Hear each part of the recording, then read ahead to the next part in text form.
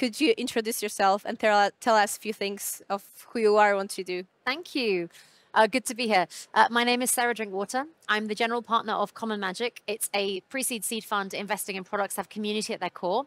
And I'm here at Infoshare to talk about responsible investing and to meet lots of really exciting startups. For those of us who might not know what responsible investing actually is, like, it sounds interesting, it sounds intriguing, but what does it actually mean? Yeah, I guess if I think about where we are in terms of technology right now, about 5 years ago, we had this massive inflection point where you had like Trump, you had Brexit, you had a lot of worries around like fake news. You had this massive techlash, that was the word of the year that year in the FT.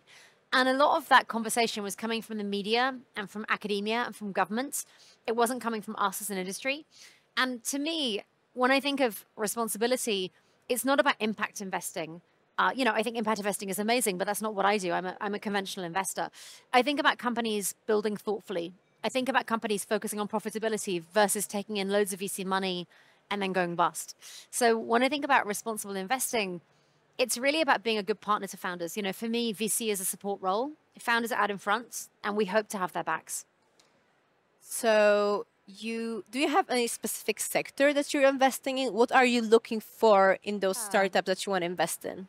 Yes, I specialize. I have quite an unusual specialism. I'm a long-term community builder in technology, whether it's developer communities, consumer communities. I help founders build strategies that build communities. And so as an angel, I've invested in about 40 companies in that exact space. Everything from developer tools to future of work to consumer to crypto. So I'm vertical agnostic, but I have this very particular specialism. Right now, I'm really passionate about developer tools. If you're looking at GitHub Copilot, if you're looking at ChatGPT, it's this massive acceleration point for how developers work and think. I think there's going to be a lot of companies leveraging those Gen AI tools to help make developers work smarter, harder, faster. I hope to fund some of them. So, and what are you looking, when you're looking at startups, what are you looking for? What kind of skills, what kind of abilities, maybe what sort of structure, even within the startup itself? Yeah, I mean, I'm a classic pre-seed investor in that I don't expect a company to have revenue when I meet them at my stage. And to be honest, very often they haven't got a product yet. They have a deck, they have a working MVP. I think I look for three things. I think firstly, I really look for a clear insight into the problem they're trying to solve. So just because they haven't got a product doesn't mean I don't expect them to have done a lot of user interviews, whether B2B or B2C. It's really about understanding the problem you're solving. Like, why is this the right solution? That's the first thing that I really care about. The second thing is founder market fit. Why are you the right person to solve this?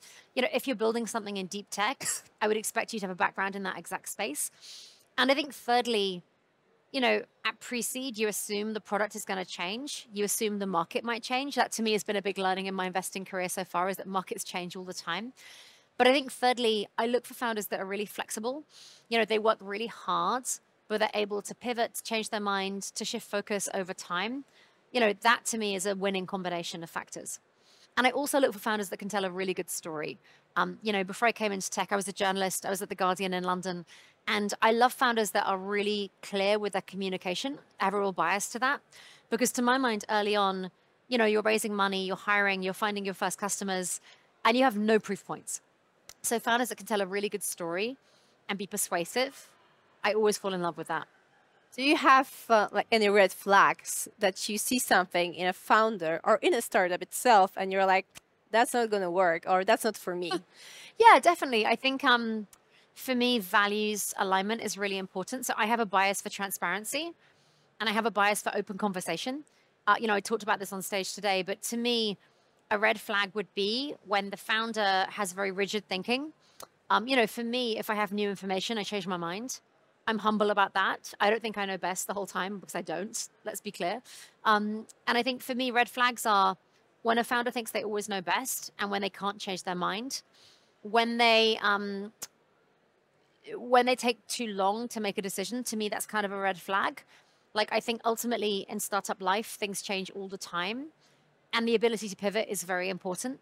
And I think thirdly, and I do see this a little bit more in founders from this region, founders that have hired a placement agent to find investors, founders that have weird cap tables, really unfortunately, because I'm a first round investor, if I meet a company and 40% is owned by an advisor, I can't say yes to that company.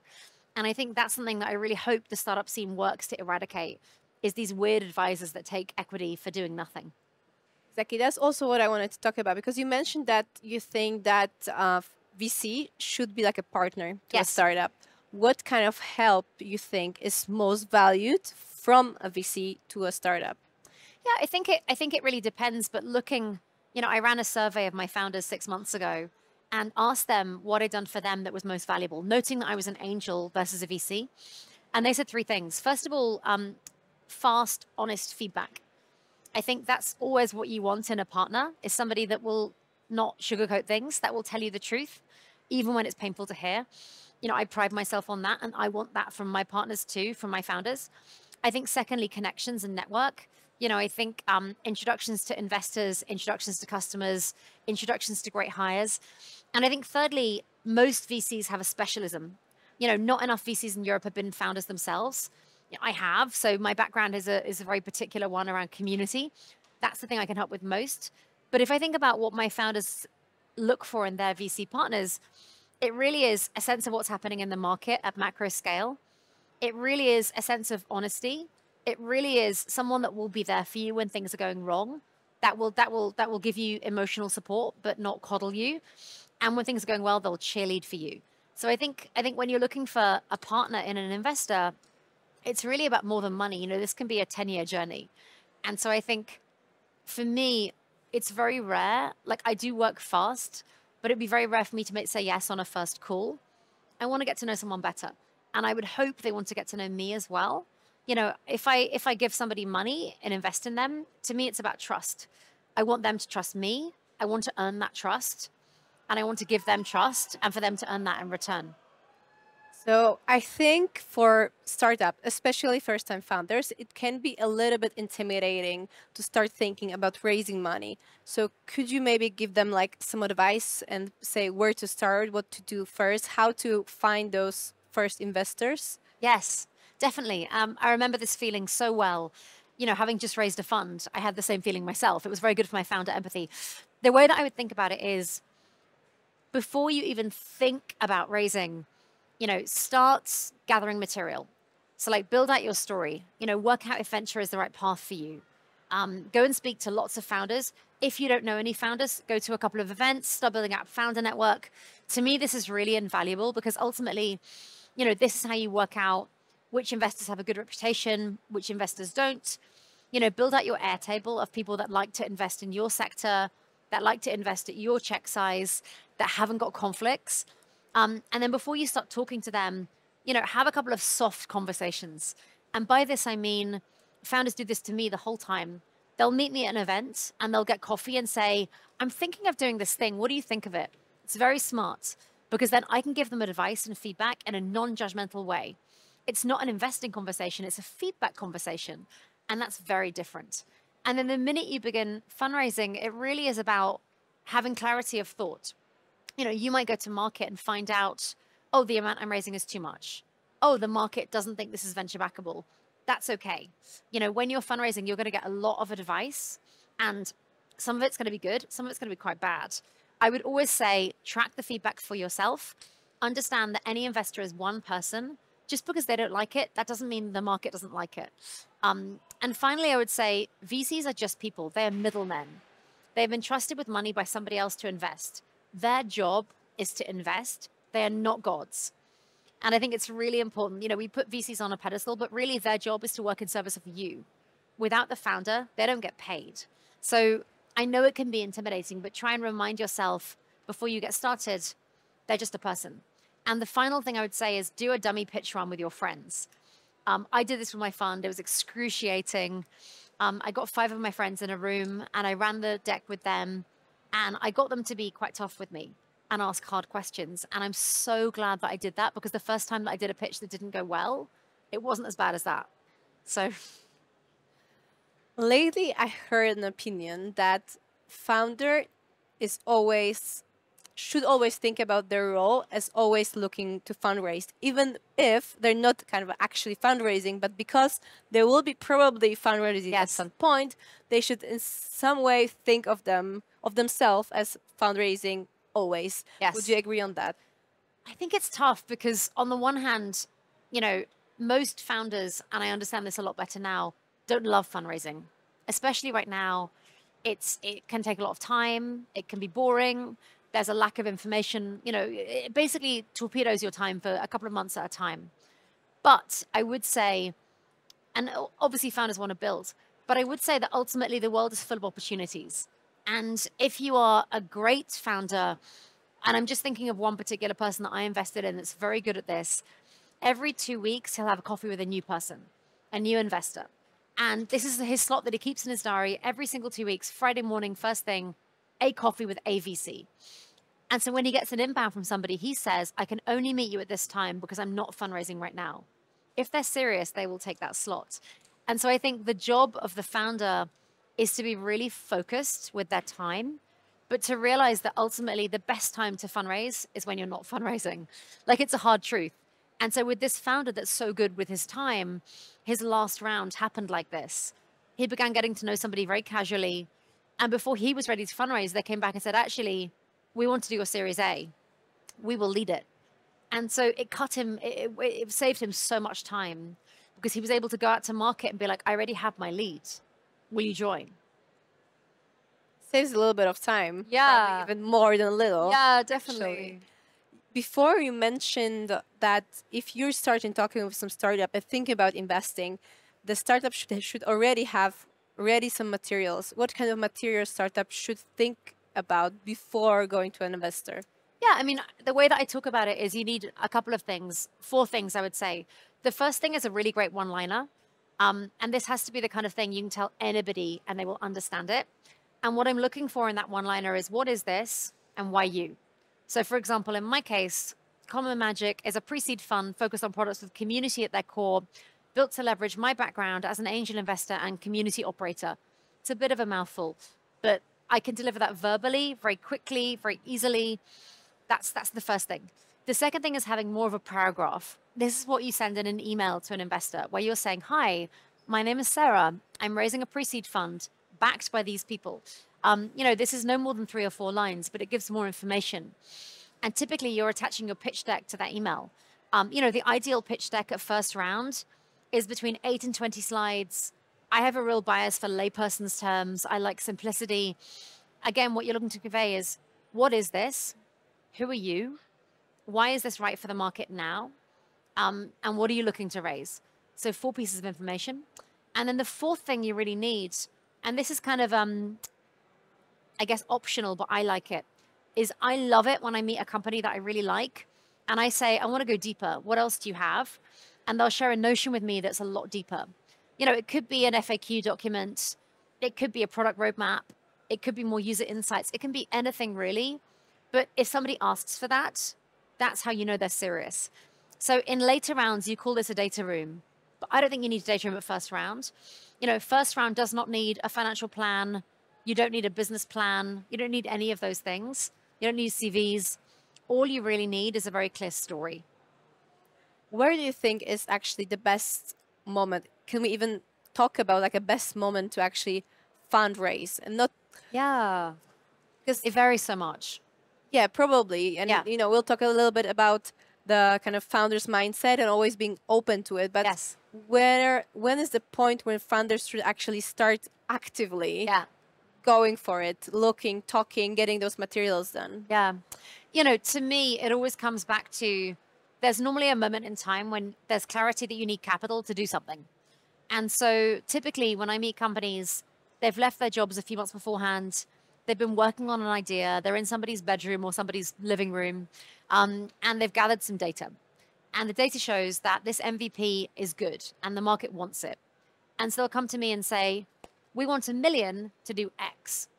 And I think don't fundraise until you have clarity around how much money you want and what the X is. And so to me, that's normally the right inflection point is, you know, tools these days are so good. You can build any MVP for free in your evenings, in your weekends. I have invested in founders before that are just leaving their day jobs, but I prefer folks that have left their jobs. You know, to me, it's a bit risky when you say yes to investing in a founder and they still have a day job, because, you know, I want to know they're all in. But for me, the inflection point has to be when there's an amount of money you need and a clear thing you want to do with it.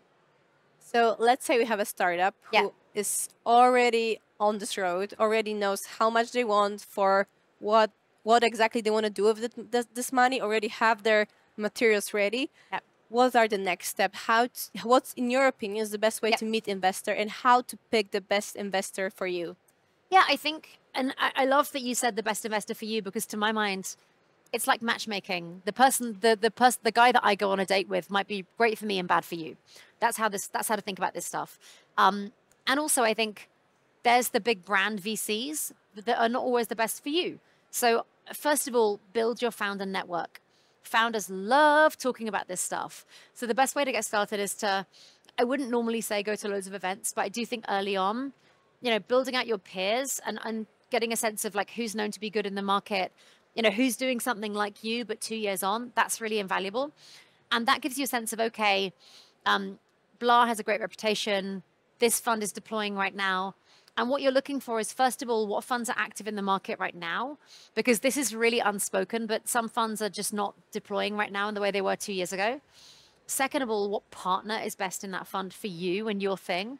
So for example, I am just not the right person for health tech, for example. That's just not, I've done a couple of investments in that area, but I'm not the right person for that. Whereas my friend Dipali is amazing in that space and she's so good. So I think, you know, build out your sheet. In terms of meeting investors, it's kind of everything really. I think ask people that you know for introductions. Investors love a warm intro, even though I think warm intros are kind of complicated. I think send a really good note on LinkedIn. If they're on Twitter, DM them on Twitter. Go to events they're at and doorstep them. You know, there's not really a bad way, because their job is to meet you as a founder. But I think what you're looking for is to, you know, for me, the best emails that I get are really clear about why me, and they're really clear about the ask. So if I get an email that's like, hey, Sarah, I saw that you spoke at Infoshare recently. I really love the Polish tech scene because of X. I'm building something with Y. I'd like to talk to you for 20 minutes. Perfect. I'm going to say yes. So I think when you're thinking about your first email, don't make it too long. Don't make it too short with no information. Make it enough so that they really want to meet you. And for me, personal preference, but I like pitch decks ahead of meeting. I will always read it ahead of time. And I want to use the call to have a conversation. I don't ever want you to pitch to me. I would far rather come to it with questions and we have a conversation and see if the fit is good. So you had quite an experience in that ecosystem. Do you think there's like what are the differences between working with an angel investors and working with a VC for startup?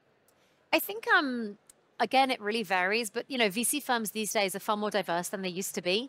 So, you know, now you have the rise of micro funds like my fund, where it's a VC fund, but you have one partner and it feels a lot like an angel, right? It's one person, they're on WhatsApp, you can always get hold of them. It's very fast. I think with some of the larger funds, you know, they've got 70 people, you know, you work with a partner, then that partner leaves, you get passed on to somebody else. I think part of your job as a founder is to kind of work out what is right for you. You know, the big funds are great. They have big brands, they know everybody. That gives you a lot of benefit.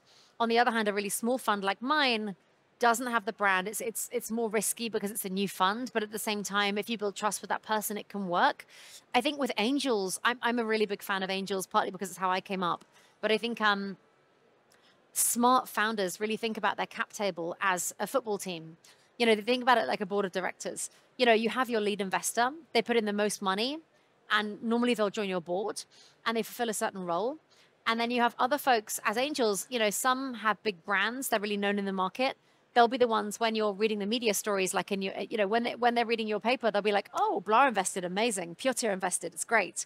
Other folks have operational specialisms. So, okay, if we're selling to hardware, if we're selling to a device company, you need device company angels on there. And I think thirdly, you want folks that are going to be coaches that will give you really honest feedback and will have time for you. So I think, for me, angels can be great. They normally can be really useful if you know how to make use of them, but they also have day jobs. And so pros and cons, harder to get hold of, But when you get hold of them, if you're able to ask the right questions, they can be very useful. Great. Thank you very much. Thank you so much.